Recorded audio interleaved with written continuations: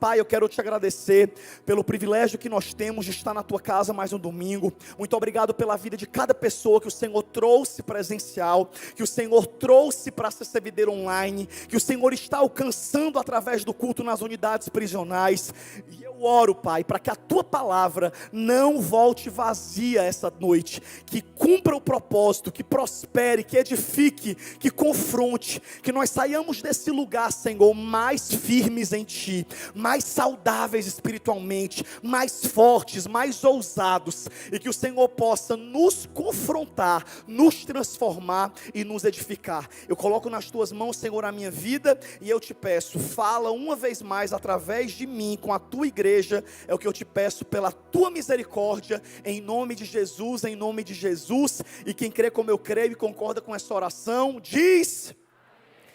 Amém. Bom, queridos, hoje, como vocês viram agora há pouco no vídeo introdutório, a gente está dando prosseguimento a uma série incrível da nossa igreja, que é a série Você Não É Todo Mundo. Eu, quando for pai, que eu acredito que não demore tanto para isso acontecer, quem sabe no início do próximo ano, eu e a minha esposa, a gente encomende uma dupla de gêmeos ungidos. Mas quando eu for pai, né, uma das coisas que com certeza eu vou não me vingar, porque crente não se vinga, né? Crente, ele só lava a alma. Então, eu quero lavar minha alma olhando para os meus filhos e falando algumas palavrinhas que a minha mãe me dizia, como por exemplo essa, de que quando eu queria ir para a casa de um amigo, que todo mundo ia, mas a minha mãe achava que o menino era envolvido com droga, porque mãe, para nossa mãe, todos nossos amigos é envolvido com droga. E aí, quando a minha mãe achava que não era para eu ir para lá, ela falava, você não vai, Samuel. E eu falava, mãe, mas todo mundo vai. É bobagem, não tem nada de errado. Aí ela olhava para mim e falava com aquela voz, que eu acredito que a sua também falava. Ela colocava o dedinho no meu rosto para lembrar que eu era o filho e ela era a mãe. E ela dizia, mas você não é todo mundo, você não vai. Aí eu saía para chorar, porque o melhor draminho para chorar, para dormir é chorar, né? Você chora que dorme e no outro dia você segue adiante. Outra frase que com certeza eu vou falar, é quando os meus filhos chegarem com a prova, né, com a nota 9,5, quando eles chegarem já exigindo um presente. Olha aí, pai, quanto é que eu tirei? Eu vou olhar e vou lavar minha alma dizendo o que meus pais sempre me disseram, não fez mais do que a sua obrigação. Enfim, quem está rindo é porque tem esse trauma também. Mas uma coisa eu digo para você, essas expressões fazem sentido. E para você ter uma ideia, essa frase do você não é todo mundo que a sua mãe disse para você, era a voz de Deus te encorajando a de fato você não seguir a manada, você não ser uma pessoa igual aos outros desse século, desse mundo, dessa sociedade, desse século e dessa geração. Quando nós nos convertemos ao Senhor, quando nós entregamos nossa vida a Jesus e decidimos ser e viver o Evangelho de Cristo, automaticamente nós nos tornamos pessoas diferentes. Eu não sei se você concorda comigo, mas antes da gente se converter, antes da gente confessar publicamente que somos cristãos em Jesus, servimos a Deus, vamos para o culto toda semana, ninguém se metia na nossa vida, era ou não era? Você aprontava, você fazia o que quisesse, todo mundo achava normal, mas isso até o dia que você se converteu. Agora que você se converteu, você não tem mais o direito nem de se estressar, é assim ou não é?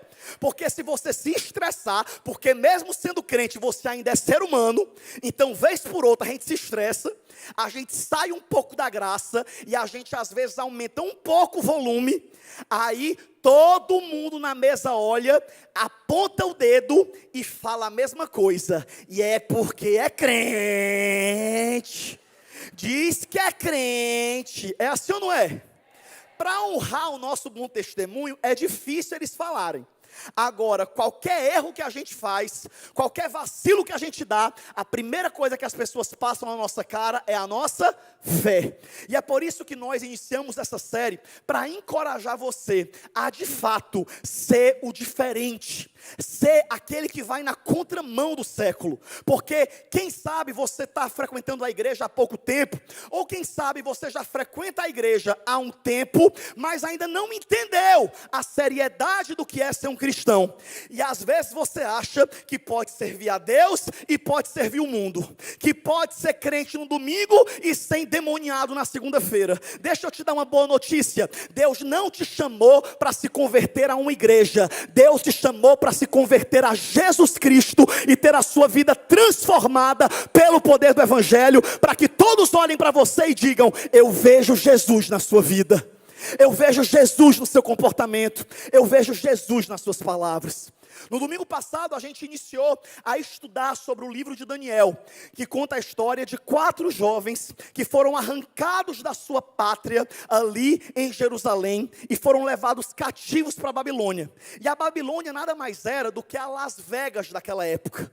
E quando a gente vê o que aqueles jovens passaram, a gente percebe que é o que nós passamos nessa geração. Quando nós somos chamados por Deus para uma vida santa, é uma luta diária. Eu não sei se você concorda comigo, mas um dia eu ouvi uma frase de uma pregadora e que eu concordei tanto com aquela frase. Eu queria tanto que Deus levasse a sério essa frase, que era uma frase que dizia assim, que o crente não era nem para passar luta nenhuma na terra, passar problema de saúde, passar problema financeiro, não era para a gente passar luta nenhuma, porque só se manter íntegro nessa geração já é uma prova tremenda. Quem concorda que você não era para passar luta nenhuma, só dizer não para a sua carne, só fugir dos laços, já é um desafio diário, é ou não é?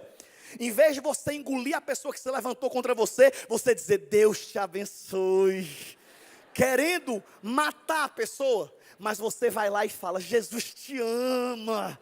É um desafio ser cristão. Só que além da gente ter que matar a nossa carne todo dia, a gente ainda passa por lutas. Porém, como já foi muito bem dito aqui na oração, Deus passa conosco. Mas para continuar inspirando a sua vida, hoje nós vamos falar um pouco sobre algo que aconteceu no decorrer da jornada de Daniel, Ananias, Misael e Azarias ali na Babilônia. Quando a Bíblia fala que além deles terem sido levados cativos, eles começaram a ser declaradamente perseguidos por conta da sua fé.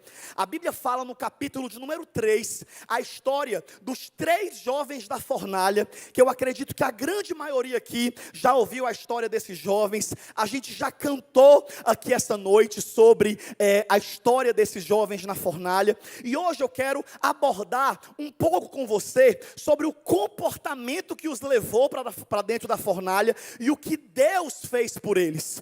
E a Bíblia vai falar, e eu quero que você leia comigo rapidamente, o que diz em Daniel, capítulo de número 3, versículos 4 a 6, só para que você possa ter certeza que está na Bíblia, que eu não estou inventando história. Olha o que é que fala em Daniel, capítulo 3, versículo 4 e 6, a Bíblia não diz o paradeiro de Daniel nesse momento. É uma curiosidade que eu tenho. Rapaz, onde é que Daniel estava, que ele escapou da fornalha? Se bem que no capítulo 6 ele foi para a cova dos leões, então ficou quites, então deu tudo certo. Mas olha o que é que aqueles 3 jovens passaram, e Deus hoje vai falar conosco, que nós também vamos passar por isso, pela forma que nós vamos nos comportar. Diz assim Daniel, capítulo 3, versículo 4 a 6, diz o seguinte: então o arauto proclamou em alta voz: esta é a ordem que lhes é dada, ó homens de todas as nações, povos e línguas, quando ouvirem o som da trombeta, do pífaro, da cítara, da harpa, do saltério, da flauta e de toda espécie de música, prostrem-se em terra e adorem a imagem de ouro que o rei Nabucodonosor ergueu. E quem não se prostrar em terra para adorar a estátua, será imediatamente lançado em uma fornalha de fogo em chamas. E olha o que é que aconteceu no versículo 12.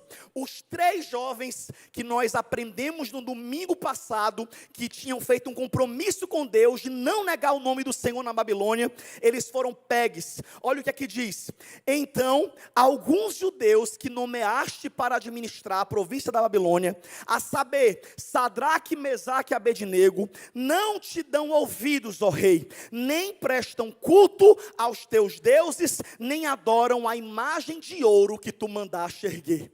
Ou seja, nesse momento desse contexto bíblico, a Bíblia fala que aqueles 3 jovens são expostos diante de uma armação maligna que queria fazer com que eles negassem a sua fé e se prostrassem diante da estátua do rei. E nós sabemos que nós não devemos nos prostrar a outro Deus que não seja o Senhor. É por isso que eu respeito todas as religiões e eu falo com todo amor e carinho que não é a igreja evangélica que salva, não é a igreja católica que salva, não é a igreja espírita que salva, quem salva é Jesus.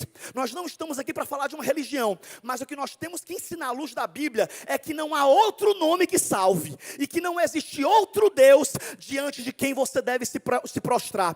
O único caminho, verdade e vida é um, Jesus Cristo de Nazaré, e somente Ele é digno de adoração na sua vida. Porque quando nós vemos a vida desses jovens e a nossa vida em si, nós percebemos que nós somos ameaçados todos os dias, de que se nós não nos prostrarmos às coisas desse mundo, nós vamos sofrer. Continuando o que eu falei agora há pouco na introdução, a gente não precisa nem falar nada nessa terra para ser perseguido.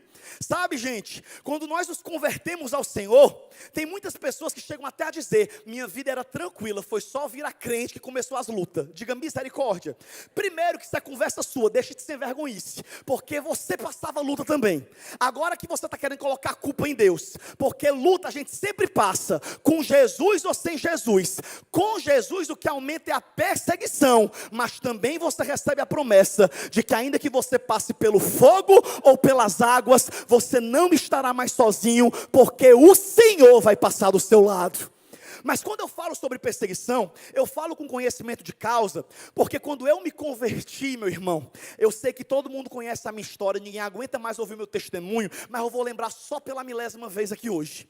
Tem gente que me vê pregar e acha que eu sou filho de pastor, com uma pastora ungida, e ainda tive uma babá profeta para cuidar de mim enquanto eu era criança, para que com 15 anos eu começasse a pregar. Agora o que quase ninguém sabe, algumas pessoas que nos visitam aqui hoje pela primeira vez não sabem, é que quando eu me converti, como é que se deu a salvação na minha casa? O meu irmão, André Vitor, que é meu irmão gêmeo, que é uma bênção, ele me atribula muito, né, como irmão, mas ele é um homem de Deus. E quando ele se converteu com 14 anos, ele se converteu numa igreja que era muito famosa pelo culto de libertação que tinha lá. Eu sei que é antiético falar, então eu não vou citar nomes de igrejas, eu só posso dizer que ela é universalmente conhecida. E aí, quando ele começou a frequentar o culto, né, dessa igreja lá, que era um culto do fogo, vocês entenderam qual era? Meu Deus, eu fui tão discreto. O fato é que ele começou a ir para os cultos lá dessa igreja, né? E quando começavam os cultos, né? Começavam os louvor, sai, todo o poder das trevas, sai, a minha fé você não leva. De repente era o povo todo endemoniado no culto, e o André olhava aquilo, achava o máximo. Enfim, ele se converteu. Eu não vou ter tempo de contar o testemunho, a história completa, que foi até engraçada, mas o fato é que depois que ele se converte, ele começou a ser perseguido pela minha própria família, começando por mim. Eu mesmo, sendo gêmeo dele, não concordava que agora ele se dizia evangélico. E eu lembro como se fosse hoje, que uma das cenas que é mais característica daquela época, é que um dia eu estava jogando ping-pong com meu primo, na parte de cima da nossa casa, eram 2:30 da tarde mais ou menos, e o culto lá que ele ia na sexta-feira, começava 3 da tarde, quando eu estou lá jogando meu ping-pong, eu vi uma pessoa passando bem abaixadazinha, para o outro lado da rua, com um carro, com a porta aberta, parecia um sequestro. Aí quando eu vi, eu estava jogando, continuei, só pensei, meu Deus, como o Monte Castelo está perigoso, que é o bairro que a minha mãe mora. Como o Monte Castelo está perigoso, um bandido, uma hora dessa no meio da rua. E aí, quando eu olhei direitinho, eu falei, meu Deus, é o André, fugindo para a igreja. Quando eu vi que ele estava fugindo para ir para a igreja, como o diabo é sujo, eu deixei o bichinho colocar o primeiro pé dentro do carro. Quando ele ia dar um glória a Deus pelo livramento que ele ia conseguir para o culto, eu gritei lá de cima, mãe, lá vai o André para a lei dos crentes. E a minha mãe largou tudo o que estava fazendo na cozinha, saiu com o cinturão, eu só ouvi o barulho da surra. E esse menino apanhou, e o único crime que ele estava cometendo era ir para a igreja.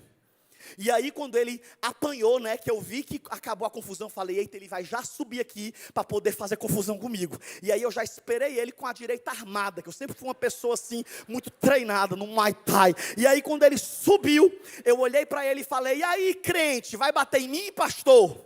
Aí ele olhou para mim com o olho cheio de lágrima, porque a surra doeu, não foi espiritual, foi uma surra física. E ele olhou para mim com os olhos cheios de água e falou assim, eu não vim bater nem brigar com você, porque eu já aprendi na minha igreja, que não é por força nem por violência, mas pelo Espírito Santo. Eu só vim te avisar, Samuel, que hoje você está me perseguindo por conta do Evangelho, mas em poucos dias, Jesus vai te pegar, e vai ser nós dois fugindo, para pregar a palavra de Deus. Nessa brincadeira, eu ainda botei a mão na cabeça e falei, sai de mim que eu não vou largar meus forró, tem nem perigo.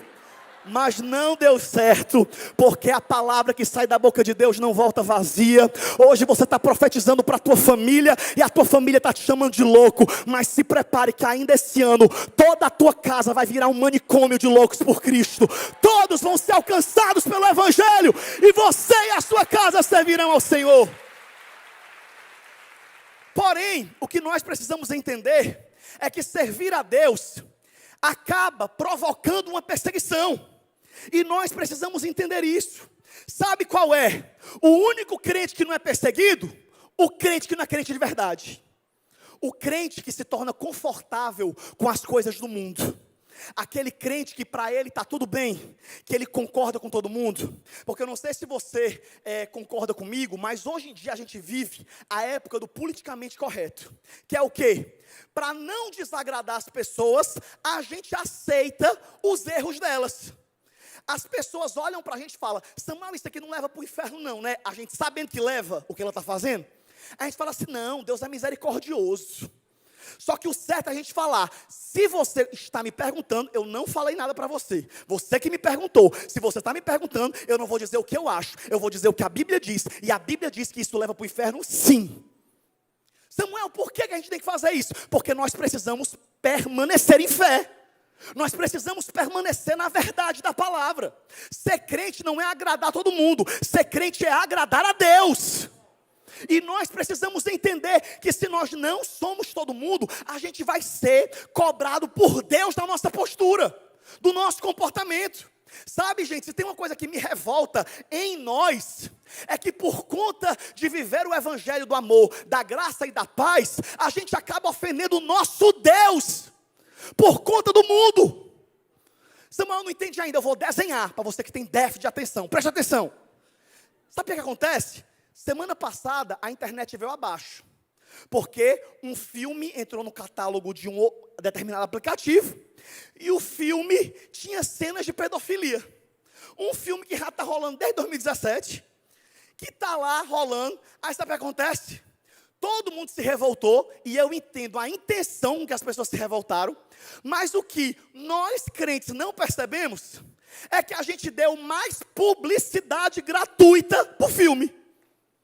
E o filme foi para segundo lugar. Samuel, não estou entendendo, você acha que é errado a gente falar?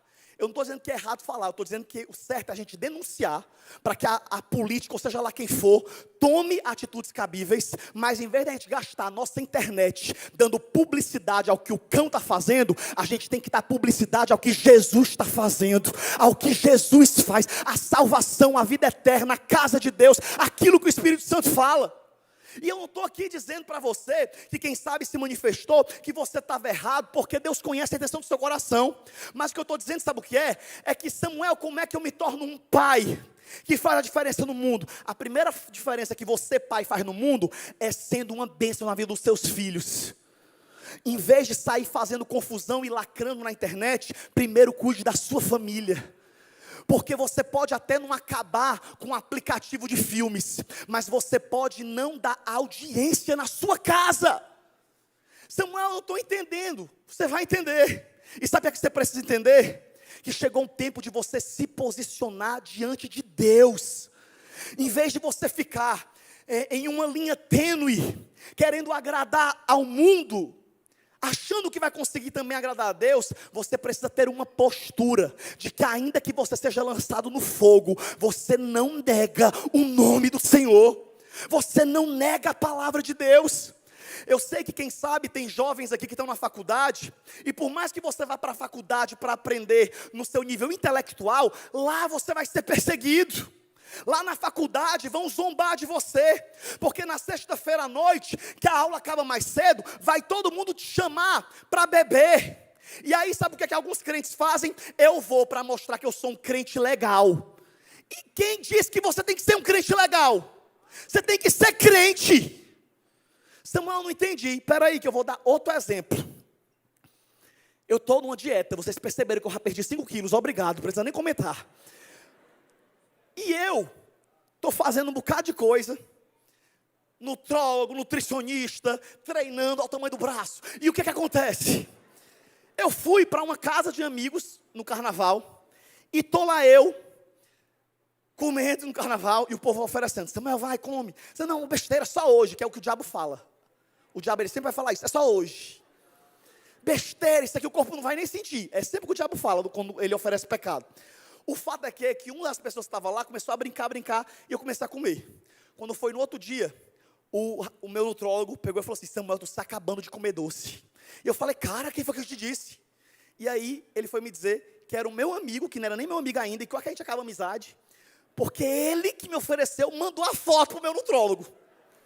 Samuel, não entendi o que você quer dizer com isso. Sabe o que eu quero dizer? Que o mesmo diabo que coloca o pecado para você pecar e te estimula a pecar, é o mesmo que vai te expor depois. É o mesmo que vai te envergonhar. É claro que eu estou usando um outro extremo, eu não estou chamando meu amigo de diabo, está repreendido, o bichinho não é endemoniado não, é só atribulado. Mas o que eu estou querendo dizer é que assim acontece na nossa vida. O inimigo, meu amigo, ele só prepara o banquete para você cair, mas depois que a recompensa vier, ele vai desaparecer. E é por isso que eu digo para você que está aqui esta noite, que os seus amigos de verdade não são os que te aproximam e que acobertam o seu pecado. Amigos de verdade são aqueles que às vezes te ofendem em amor, porque a Bíblia diz em Provérbios que fiéis são as feridas feitas por quem ama, que diz a verdade na sua cara e diz: você pode não gostar do que eu vou te falar, mas como alguém que te ama, eu te digo, essa bebida, essa cachaça, essa cerveja vai destruir o teu casamento e a tua família. Pode achar ruim, mas eu sou seu amigo e eu estou aqui para te dizer a verdade. Ninguém dá glória a Deus, vocês já perceberam? Glória a Deus, uma serva de Deus. Porque a gente olha e a gente percebe que não é confortável ser confrontado no nosso pecado. Mas o que eu e você precisamos entender é que a vontade de Deus exige de nós uma postura. Eu sei que tem pessoas que são novas convertidas na igreja, que falam: eu não vou nem me converter, porque eu já estou vendo que é difícil ser crente. Não é que é difícil ser crente. E deixa eu dizer uma coisa para você, de todo o meu coração: Deus ama você, Deus vai ser paciente no seu processo, mas uma coisa que eu e você nunca podemos nos permitir, é ficar acomodado nos nossos erros, é ficar justificando. Sabe uma das coisas mais imaturas e carnais que a gente ouve? É quando alguém confronta um pecado nosso, a gente dizer: mas o fulano também é crente e faz pior. E o que é que tu tem a ver com a vida do fulano? Vai cuidar da tua vida. A salvação é pessoal e intransferível. É você que tem que cuidar de você. Ah, Samuel, mas o fulano faz. É a mesma história de quem se desvia porque um amigo que era da igreja se desviou. Meu amigo, é só Jesus para manter a gente de pé. Se firme em Deus, não se firme em homens. Eu declaro sobre a sua vida que 1000 cairão ao teu lado, 10.000 à tua direita, mas tu não serás atingido. Mas para isso você precisa desenvolver a sua vida espiritual. Não seja crente camaleão, que se submete a qualquer situação. Sabe aquela história? Que quando você está no grupo você é uma coisa, e quando você está com o grupo da igreja você é outra. Não seja essa pessoa, seja a mesma pessoa. Tem moça que tem duas partes do guarda-roupa. O guarda-roupa de ir para a igreja e o guarda-roupa de ir para a faculdade. Diga misericórdia, Deus está falando aqui que eu estou sentindo. Acabei de sentir umas 5 patricinhas assim, ó, se balançando. Deus está vendo. Se essa roupa não dá para vir para a igreja, também não dá para ir para a faculdade, porque lá você também é crente. Ou não? Nós precisamos parar, para entender que nós não somos todo mundo. Aí sabe qual é o maior problema que eu vejo? São as pessoas querendo viver uma vida abençoada que a Bíblia promete, mas querendo viver uma vida torta, confiando na graça e na misericórdia de Deus. Essa hipergraça que foi mal pregada e mal entendida por muitas pessoas, e que gerou um liberalismo. Ei, meu amigo, a vida com Deus vai exigir renúncia. Jesus, quando Ele nos salvou, quando Ele morreu por nós, quando Ele estava no caminho para a cruz, perto de ir, Ele nos alertou sobre algo. Sabe o que Ele disse? Aquele que quiser me seguir, aquele que quiser vir após mim, tome a sua cruz e siga-me. O evangelho com Deus, a vida com Deus, vai exigir de você transformação. Mas deixa eu te aliviar um pouco e te dizer que não é pela sua força, mas é pela força do Espírito Santo que você vai ser transformado. Você vai ver a transformação fluindo na sua vida. Porém, por mais que não seja pela sua força, é pela sua decisão que Deus se move. Você precisa dar essa liberdade para Deus. A Bíblia fala que aqueles 3 jovens, Ananias, Misael e Azarias, no capítulo 3 do livro de Daniel, eles foram jogados numa fornalha só por conta de um crime. E sabe qual era o crime deles? Não negaram o nome do Senhor. Estava lá a multidão prostrada na hora que a banda começou a tocar, e os 3 ficaram de cabeça erguida. E eu imagino até que do jeito que eles eram pentecostal e nordestino, pelo que eu leio, eu imagino, eles estavam lá com a mão levantada, clamando a Deus e adorando a Deus. São levados, presos e levados até Nabucodonosor. Quando Nabucodonosor olha para eles e fala: quer dizer que vocês são muito crentes, é? Quer dizer que vocês não vão se prostrar diante da minha estátua. Só vocês, os diferentão, os 3 diferentão, não vão se prostrar, é? Pois deixa eu dizer uma coisa, eu vou dar mais uma oportunidade. A música vai tocar mais uma vez, e se vocês não se prostrarem, eu vou aquecer a fornalha 7 vezes mais, e vocês vão ser jogados lá. E ele ainda afrontou os jovens dizendo: e eu quero ver quem é o Deus que é capaz de fazer vocês serem livres das minhas mãos. E ali, meu amigo, ele mexeu com os crentes errados, porque ele não mexeu com os crentes light, ele mexeu com os crentes pentecostal, crente até o tutano. Os 3 era fogo, era o Pai, o Filho e o Espírito Santo. Pensa no trio, aqueles 3. Um olhou para o outro olhou para um, e começaram a interceder, e falou: rapaz, a gente estava até agora, mas vamos responder a afronta desse cão aí agora, vamos, responda, Ananias. E aí Ananias olhou para ele e falou assim: ó rei, fica tu sabendo que o Deus a quem nós servimos, Ele pode nos livrar dessa fornalha. E ali os anjos no céu acompanhando, que eu sempre, quando eu vou ler a Bíblia, a minha criatividade explode, eu começo a imaginar. E eu imagino os demônios no inferno falando assim: ó, estão contando com livramento. Aquele tipo de crente que só conta com a bênção, que se Deus não abençoar, eles vão negar. Só que eles declararam um milagre, porque eles sabiam que Deus era poderoso para os livrar. Mas eles terminaram a convicção da fé deles, quando eles disseram: mas fica tu sabendo, ó rei, que ainda que Ele não nos livre, ainda assim nós não nos prostraremos, porque a gente prefere morrer crente do que viver idólatra. Louvado seja o nome do Senhor. Quem sabe você está aqui essa noite e não é uma fornalha que você está sendo ameaçado de ser jogado. São algumas amizades que, se você se posicionar, você vai perder. Ei, quem é que é mais importante para você, teus amigos ou Jesus? Tem moça que larga 7 anos de igreja por causa de um macho sem futuro. Ela começa uma paquerinha carente, sofrida, começa o namoro, e ela vivia no culto: ô Senhor, traz um homem de Deus para a minha vida, traz um homem de Deus para a minha vida. Ô Senhor, eu quero casar com um servo de Deus. Jesus, cadê? Eu não aguento mais esperar. Senhor, eu esperei com paciência. E, Senhor, Ele se inclinou para mim, ouviu meu clamor. Aí passa um mês, ela começa: apressa-te, Senhor, em me livrar. Apressa-te, meu Deus, eu estou com 40 anos, Senhor, apressa-te. Até que quando é no final, ela não aguenta mais esperar, ela fala: Senhor, se tu não me ajudares, aquele que vinha a mim, de maneira nenhuma lançarei fora. Enfim, quando ela chega nesse nível, o cão vai lá e manda o laço. Aí vem um namorado que não quer nada com Deus. E aí sabe o que ela fala? Samuel, ele é maravilhoso.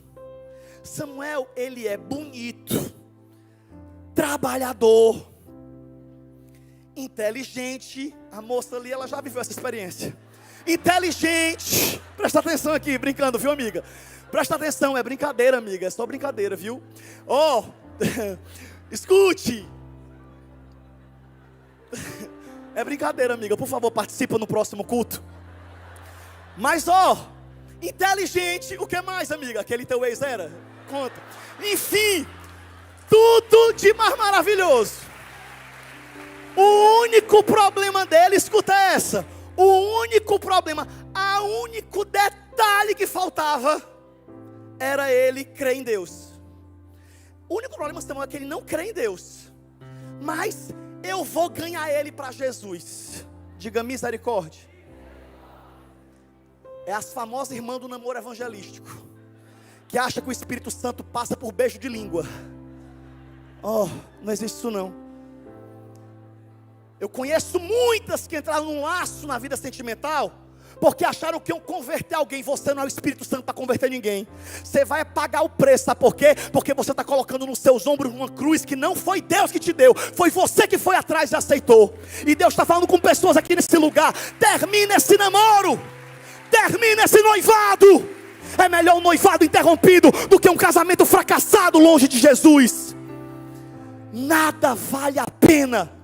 Nada vale a pena longe do Senhor. É melhor você pagar o preço hoje para manter-se firme na sua fé, do que você negociar sua vida com Deus por conta de qualquer oferta que o diabo te ofereça. Seja relacionamento, seja emprego, seja o que for, te afasta de Deus, não é de Deus. A Bíblia fala que sabe o que aconteceu?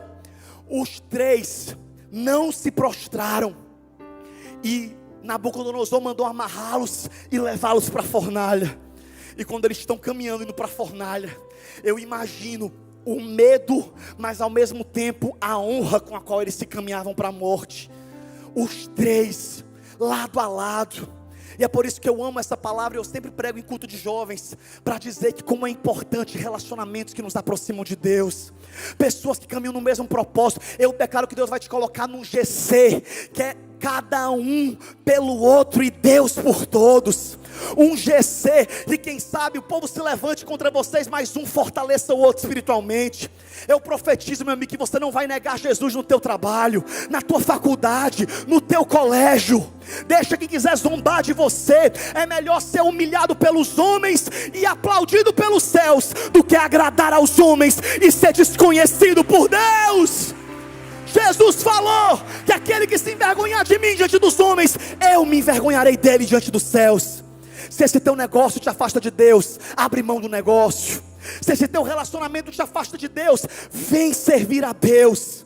E é por isso que quando eu olho para essa história, eu vejo, meu Deus, às vezes não é nenhuma fornalha que eu estou sendo ameaçado, é uma bobagem que eu vou perder. E eu muitas vezes tremo na hora de decidir. Você, a Bíblia fala que os três foram lançados no fogo.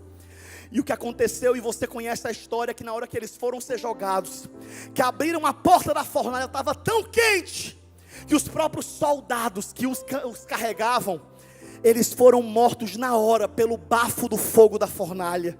E o que eu acho mais tremendo, quando eu imagino no meu pequeno mundo de Bob, aquela cena, é os três de olho fechado, quando a porta ia abrir do fogo, eu imagino que os três fecharam os olhos e falaram: Espírito Santo, me anestesia agora, que seja rápido. E quando eles oraram, que eles perceberam que o fogo veio sobre eles, o calor eles sentiram, mas eles não sentiram o fogo pegando neles. Eu imagino que eles demoraram um tempinho, sem entender, até que um começou a abrir o olho. E quando abriu o olho e olhou para os amigos, viu que eles também estavam vivos, que eles estavam no fogo, mas o fogo não estava queimando eles. Eles olharam para o chão e viram os soldados de Nabucodonosor queimados no chão e mortos. Um olhou para o outro e falou: tem algo estranho nessa fornalha, já era para a gente estar morto. E quando um achava que algo diferente estava acontecendo, o outro falou: peraí, são quantos de nós? Não, nós somos três. E Daniel foi jogado também? Não, Daniel não estava aqui não. E quem é esse quarto homem que está aqui dentro, passeando conosco? O Deus Todo-Poderoso, o Filho de Deus, aparece em uma teofania. E ele caminha com os seus servos, de modo que eles saem da fornalha vivos, E o próprio Nabucodonosor viu a glória de Deus na vida deles. E como recompensa, sabe o que aconteceu? A Bíblia fala que Nabucodonosor, impactado, não apenas os tirou da fornalha, como temendo e tremendo, disse: eu faço um novo decreto, que aquele que não adorar o Deus de Sadraque, Mesaque e Abednego, esse aqui será lançado na fornalha. Fica de pé aí onde você está.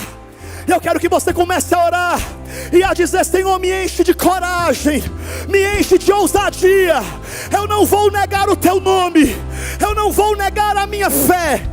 Eu hoje me posiciono e eu recebo o teu Espírito Santo, para que eu possa ficar firme, para que eu possa permanecer em fé, para que eu possa ter uma vida de oração que me sustente diante das tentações e das lutas que virão sobre mim. Feche os teus olhos. Quem sabe a tua fornalha é a tua casa, quem sabe a tua fornalha é a tua família, quem sabe a tua fornalha é a tua faculdade, é o teu colégio. Mas Deus diz para você esta noite: quando você passar pelo fogo, quando você passar pelo fogo, você não se queimará, porque eu serei contigo, diz o Senhor. Levante a sua voz se você crê e declare: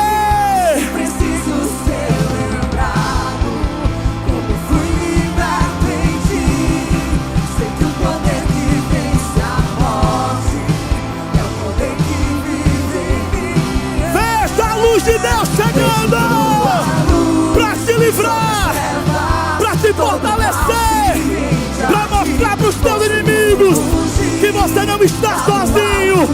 Ele está com você. Sobre os meus pés,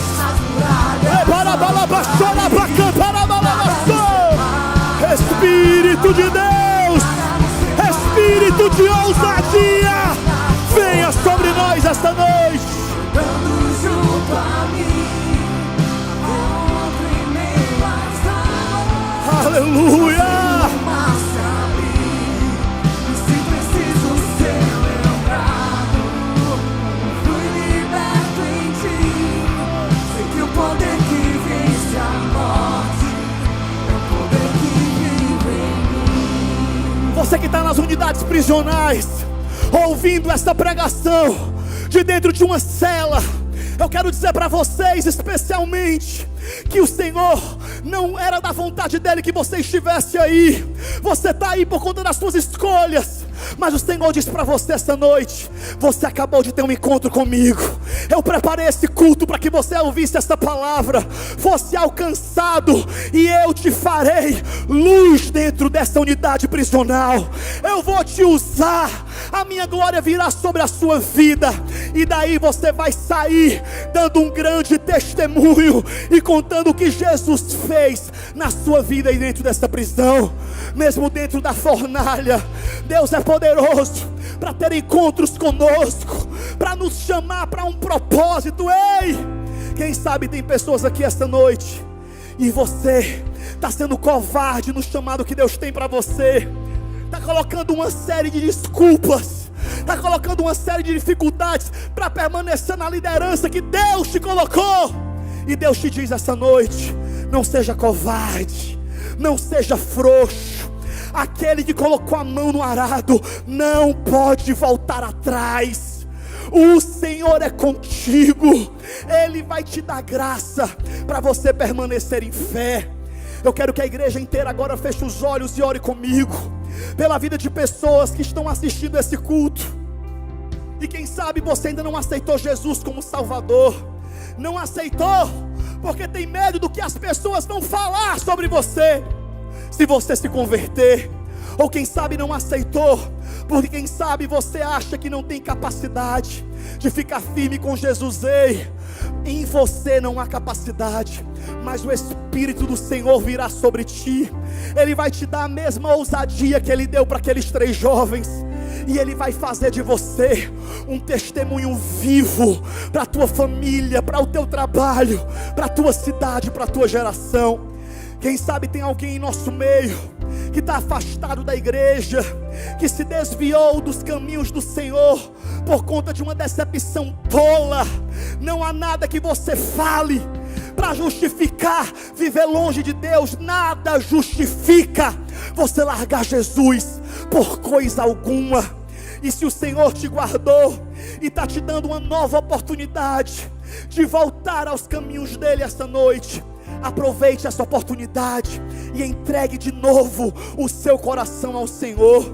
Eu quero convidar para orar aqueles que diante dessa palavra que acabaram de ouvir, decidem fazer uma aliança, um compromisso com Jesus, de permanecer em fé, de sair do meio do fluxo desse mundo, onde todo mundo bebe, todo mundo se prostitui, todo mundo usa droga. Ei, você não é todo mundo. Deus vai te resgatar desse meio, e você vai glorificar a Deus pelo livramento que Ele vai te dar. Se tem alguém que hoje deseja aceitar ao Senhor ou se reconciliar com Deus, eu quero que a igreja inteira de olhos fechados interceda, porque não é entre você e os homens, é entre você e o Senhor. E se hoje você quer fazer essa oração comigo, se reconciliando ou aceitando, levanta a sua mão bem alto, que eu quero orar por você essa noite. Eu vejo algumas mãos levantadas aqui no templo, mas eu também quero que levante as mãos aí nas unidades prisionais, aí no CC Videira Online, na transmissão. Se você quer entregar sua vida ao Senhor, eu quero que você repita comigo uma oração, que toda a igreja vai repetir dizendo: Senhor Jesus, essa noite eu te reconheço como meu Senhor e o meu Salvador. Perdoa os meus pecados e escreve o meu nome no livro da vida, e me enche de convicção para permanecer firme em fé. E ainda que por causa da minha fé eu vá para uma fornalha, eu sei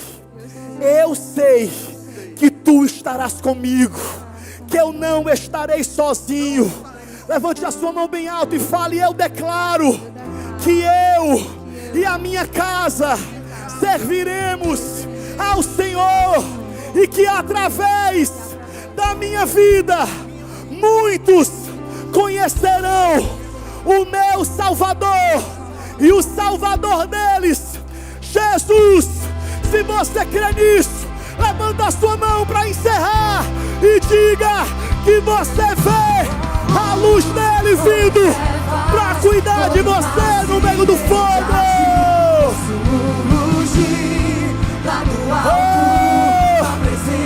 Mesmo no fogo, mesmo na cova, ele permanece com você. Nada te separa do amor de Deus.